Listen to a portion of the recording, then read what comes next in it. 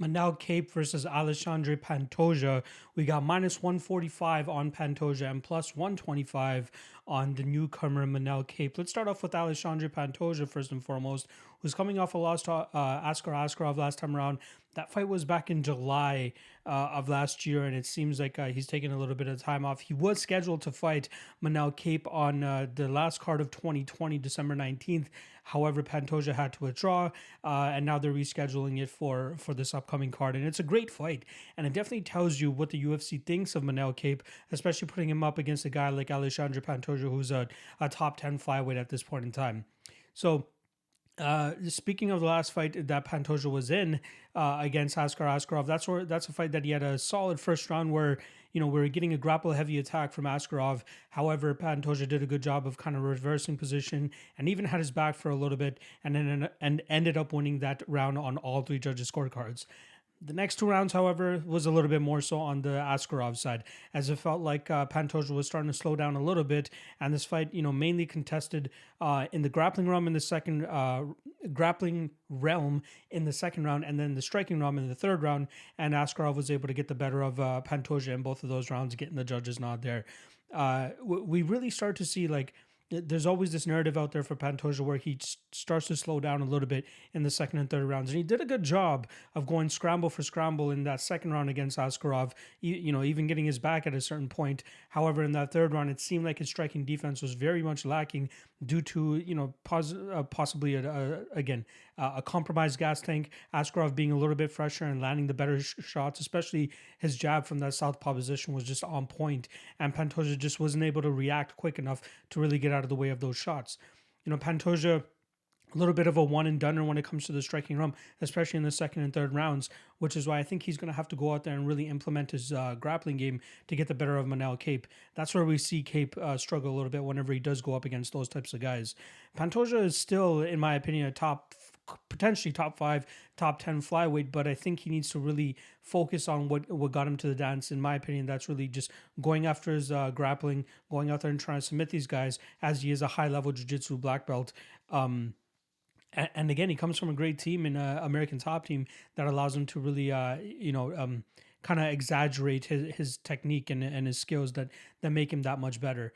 He is an Ultimate Fighter 24 alum. He lost in the semifinals.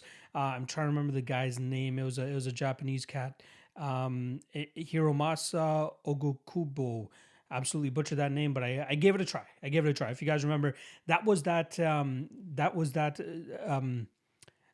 season of the Ultimate Fighter where they brought in all different promotional champions from all over the world, and they all competed to see who would fight Demetrius Johnson at the time, because they just could not find any more contenders for Johnson. And I believe it was Tim Elliott that ended up winning that season and going on to fight Demetrius Johnson for the title. But yeah, I still think that we do see some solid skills from Pantoja. Decent striking. Again, he knocked out Matt Schnell in their fight. They had a crazy start to the fight where they're just trading in the pocket. It seemed like Pantoja knew that Schnell's chin was slightly compromised and he could be knocked out, so he tried testing it right off the bat. They weren't able to get it going right off the bat. It was weird that I saw that Matt Schnell jumped guard for some reason, in a very questionable decision, especially after rocking Pantoja and then obviously taking into consideration Pantoja's jiu-jitsu expertise. Pantoja eventually found his way back to the feet. They started exchanging a little bit more, and we saw a beautiful counter overhand right from Pantoja after Schnell threw a nice body shot, and it absolutely landed dead smack in the middle of Schnell's face. It forced him to kind of collapse face first onto the mat, and the referee stopped the fight after that. So I think that Pantoja, when you see him at his best, he's going out there and getting first round finishes. Matt Schnell, again, very interesting fight there again, because he did get rocked early. He didn't get dropped, but he did get rocked. Very questionable fight IQ from Edge in terms of pulling guard rather than following up with some more shots there. Wilson Hayes finishes him in the first round. Luka Sasaki finishing him in the first round. The Brandon Moreno fight was interesting because he did a good job of kind of just implementing his game and winning that fight. But the Davison Figueiredo loss, that's just Figueiredo marching him down, landing the better shots overall, and then knocked him down once as well too, but just wasn't able to get the finish. And then Askarov goes out there and wins the second and third round. So against Manel Kape here, who's coming in from the Risen scene. He's been on a lot of people's radars, especially after he beat. Originally, he beat Ian McCall. It was a facial cut caused by a knee, so that was a stoppage. Then he goes out there, he loses to Kyoji Horiguchi, where he was getting pretty much out grappled in that fight. Kaya Sakura has a very close fight with him, going strike for strike. Some solid top control from Asakura in that fight too, but we did see Manel Kape land some really good shots there as well. Nakamura, I don't really rate that guy too much. However, we do see Manel Kape go out there and get the rear naked choke. And again, when he goes out there and fights a grappler, a heavy opponent, and Aluka Sasaki, he finds himself on the bottom and cannot really get out of those bad positions. And Aluka wins that fight by decision. Next three fights, Ito, Mizugaki, and Asakura. He finishes them all by knockout, and it really shows when he's at his best what it looks like, and that's with the striking heavy approach. Now, my concern here, though, is he's a little bit low output, one and done with his combinations, not really throwing much in combinations, but he's very flashy, has a big mouth, likes to be, really flamboyant, if you want to call it that, in the cage. Likes to talk a lot. It reminds me of a little bit about Kevin Holland in terms of kind of just goading on his opponent and just really trying to get them to overextend. But his striking looks really good at times. He's very explosive and squirmish as well on the ground. So you do have to, make sure that you go position over submission with this guy, especially when you take him to the ground, as he does a good job sometimes of getting out of those positions. But the more you wear on him on the ground, the less he is likely to get out of those positions. And that's where I think that Pantoja has the advantage here. Now, can you go and really bank on Pantoja to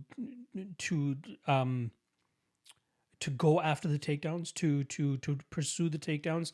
I think so. Like, again, coming from a team like American Top Team, you got to believe that these guys know that, okay, Pantoja might be outstruck on the feet here, especially the longer this fight goes. So the best way to get the victory here is probably to take this to the ground and try to pull off some jiu-jitsu and pull off a choke of some sort. And I think that's the approach that we'll see from Pantoja here, and I think we'll see him be successful with it. Now, the line is, it was roughly around minus 125. Now we're getting minus 145 for Pantoja, and I'm thinking people are starting to see the flaws in Kape's game once this fight does get taken to the ground. And another interesting caveat to add to this is the first time in a while that we're going to see Kape fighting in a cage. He's been fighting over there in Risen. We know they usually fight in a ring with ropes and stuff. So I'm interested to see how he approaches this fight, being pushed up against the cage, especially if he's on bottom, how uncomfortable that really is for a fighter. Here's to hoping that he's been training alongside a cage and really starting to get how that feels, because I truly think it's a completely different fight, especially when you're implementing the ground, the clinch positions up against the cage. It's completely different. You know what I mean? So I think Pantoja's experience here should give him the edge.